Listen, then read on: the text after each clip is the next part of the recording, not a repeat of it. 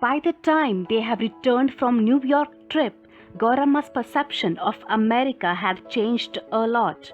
She was missing her country immensely. Once Chandru said, "Amma, the button on my shirt has come off. Could you please stitch it on today?" Gaurama hunted around for a sewing kit. Chandru suggested her to look into Janki's wardrobe. Hesitantly, she opened the wardrobe. She saw a lot of saris in one corner and a pile of photo albums in the other. The sewing kit was under the photo albums. As she pulled out the kit, the albums trembled and fell. As she busily gathered them up, some pictures which had fallen out of the album caught her eye. What caught Gaurama's eye was not the spectacular beauty of Niagara Falls, but what Janki was wearing. Gaurama immediately recognized it as the same chiffon sari which Janki had gifted Surbhi for her birthday during one of her visits. Gaurama looked through all the photographs very carefully. She recognized several of the saris Janki was wearing in the pictures. But worse was to follow. Gaurama found a photograph taken at Janki's cousin's wedding. Janki and her mother had posed along with the bride, both in expensive silk saris. The same saris had been ironed and professionally folded and gifted to Surbhi at her wedding. Gaurama was furious. She thought to herself, "I was crazy about all American things and expensive silks. But it does not mean that I will accept a used sari as a gift. How could Janki behave like this?"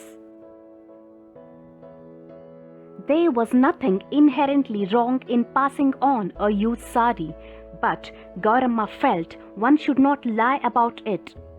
Janki had done it all so cleverly that even if Gaurama accused her of giving away old saris, she could always say, "Oh, I bought you an identical sari," or "Where is the proof?" and create a scene.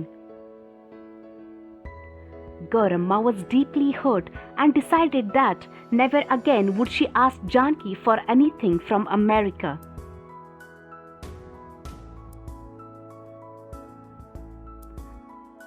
Janki and her friends had kitty parties once in a month. Chandru was away at New York that Saturday. Janki organized the get-together at her home. She said to her mother-in-law, "Amma, let's make puri sagu. I will help you." By this time, Gaurama knew what that meant. She felt she was only a servant in her son's house, and everything had to be decided by her dollar bahu. After Gaurama finished the cooking, Gaurama put everything on the table and decided to take Manya for a stroll. Manya was nearly 10 months old. Gaurama was still very upset by what she had found about Janki. She had always praised her dollar bahu to high heaven, but now realized how undeserving Janki was of that praise. After a long walk, Gaurama returned home. Manya was asleep in her stroller. When she reached the door, Gaurama heard her name and stopped for a minute. She was curious to know what Janki and her friends were saying about her. Foolishly, she thought, "Maybe Janki is praising my services." She listened in on the conversation. One of the friends, Girija, said, "It seems your mother-in-law treats you like her own daughter. Is it not surprising?" Janki responded, "Nothing is so surprising. My mother-in-law is greedy and stupid.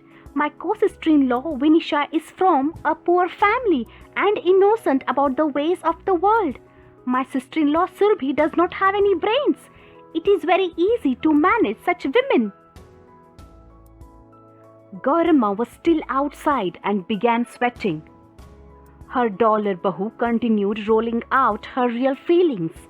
She said, I give them what I don't like and they don't suspect anything. For example, I pass on all my old saris to Surbhi and I tell her due to customs restrictions I rewrapped them. They believe me. My mother-in-law cannot understand that she should get along with Vinisha, who slogs day and night for these people. But instead, she praises me. I always believe in divide and rule. The other friend, Rohini, said, You have very smartly calculated and got someone from India at the time of delivery. It is so advantageous. Janki immediately replied, Yes, that is why I wanted my mother-in-law for 1 year. She was dying to come to the US anyway, and my husband wanted his mother to come. It was at the right time that I called for her. In this 1 year, she has looked after us, the house, and babysat Manya. And one does not need to worry about anyone stealing either. The cost of the ticket is nothing once you add up all these benefits. Gaurama could not bear it anymore. She collapsed on the steps with her head in her hands. Oh God, I was so stupid. She cursed herself. Her head began to throb. For the first time she felt that her husband was a clever man for not coming here. She felt like running away to India immediately. She also realized that she had married her son off to an evil-minded person, falling prey to her wealth and sweet talk.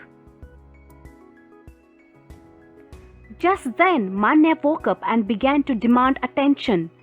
Gaurama picked up the child and went into the living room.